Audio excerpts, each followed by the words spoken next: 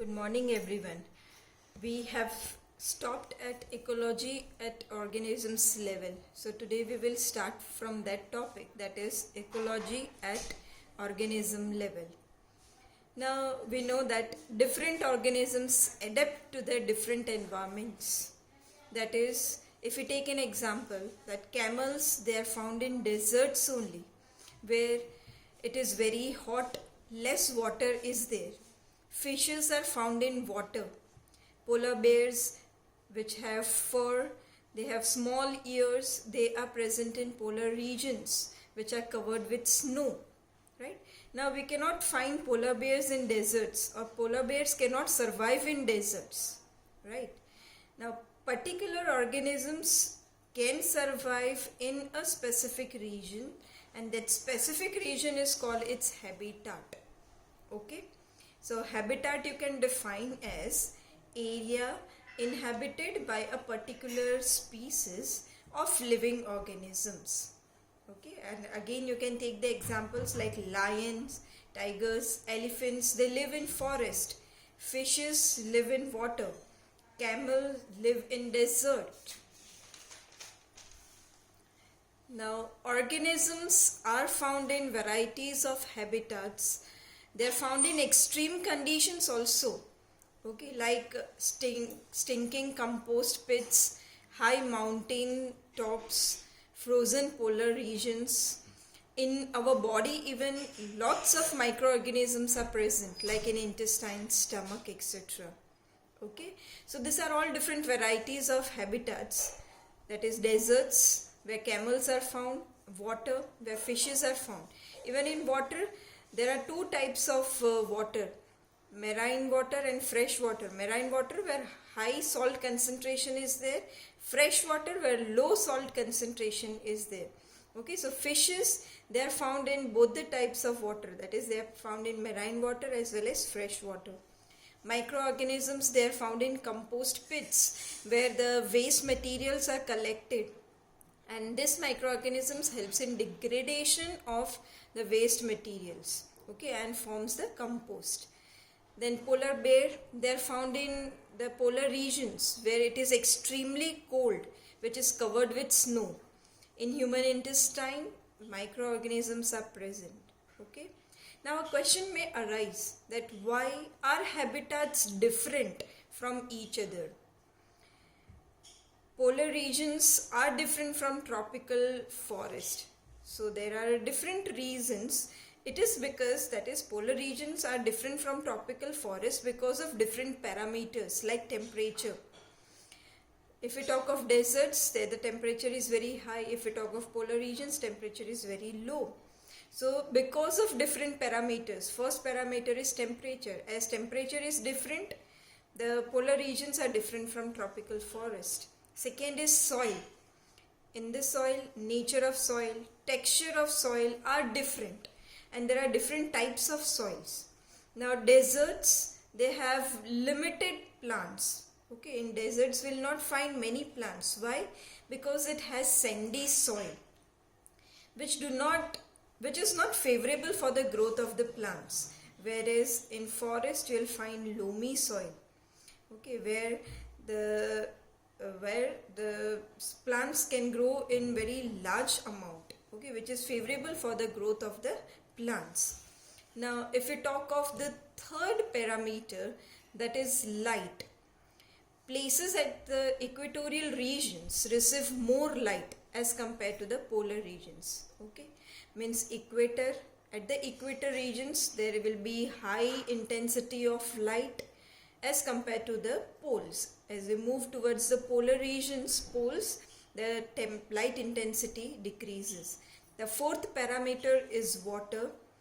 Regions located near the coastal areas are more saline. Okay, coastal areas where seas, oceans are present, so there the water is saline. Okay, then living organisms is the fifth parameter. Types of living organisms which live there also makes habitat different. Okay, so we will talk about these parameters one by one in detail. first parameter or first factor is the temperature. If we talk of temperature, then deserts are very hot and dry, polar regions are very cold, ice covered, and this is because, that is, deserts are hot and dry because of very high temperature, polar regions are very cold and ice covered because of very low temperature. And why this temperature varies? It is because the equatorial regions receives more sunlight. Okay, as we have learned that the places at the equatorial regions receive more light. Okay, so equatorial regions, they receive more sunlight, so the temperature is high. As we move towards the poles, they receive less sunlight and hence the temperature is less. Also, when the height increases, temperature decreases, like hill stations are colder compared to plains. Let me give example. Temperature of Rajasthan is very high, but the temperature of Kullu Manali is very low because of the hill station. Now, organisms are different on the basis of temperature tolerance. Okay, that is eurythermal and stenothermal. Okay, there are two types of organisms on the basis of their tolerance to the temperature. One is eurythermal, the second one is stenothermal. Eurythermal animals can survive in a wider temperature range. Wider temperature range means can survive at low temperature and high temperature. It doesn't need a specific temperature for survival. Okay, that means if the temperature changes, then also the organisms can survive. Example is cat, tiger, dog. The second type of organisms are stenothermal organisms, which can survive only in a narrower range of temperature. Okay, that means if the temperature varies, they cannot survive, they will die. Example is penguin, crocodile. Okay, now some of you might have question, then what about human beings? Human beings are eurythermal with regards to external temperature.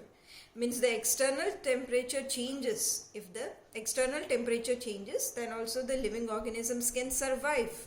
Okay, if the external temperature decreases or if the external temperature increases, then also the living organisms can survive. But human beings are stenothermal with regards to internal temperature. That is, they can survive at the temperature 34 degrees Celsius to 40 degrees Celsius. That is, we are talking of internal temperature, body's temperature. Okay, if the body's temperature decreases from 34 degrees Celsius to 33 degrees Celsius, or if it increases from 40 degrees Celsius, if it is more than 40 degrees Celsius, okay, that is, if it goes out of this range 34 to 40 degrees Celsius, then it causes death of the living organism. Okay, so once again, organisms are of two types on the basis of the temperatural tolerance. One is eurythermal, second is stenothermal. Okay, eurythermal or thermal organisms can survive in a wider range, temperature range. Okay, example is cat, tiger, dog, and stenothermal can survive only in a narrow range of temperature. Example, penguin and crocodile. And we human beings are eurythermal with regards to external temperature and stenothermal with regards to internal temperature. The second parameter is soil. Soil is very important for the growth of the plants. Why? Because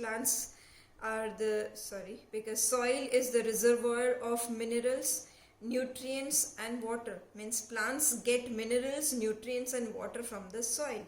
Besides this, soil is also home for different living organisms like earthworm, tiny insects, etc. Soil also retains water. It holds root of plants. It provides shelter to many organisms. And there are different types of soils on the basis of proportion of the particles of different sizes. We will study this in next video.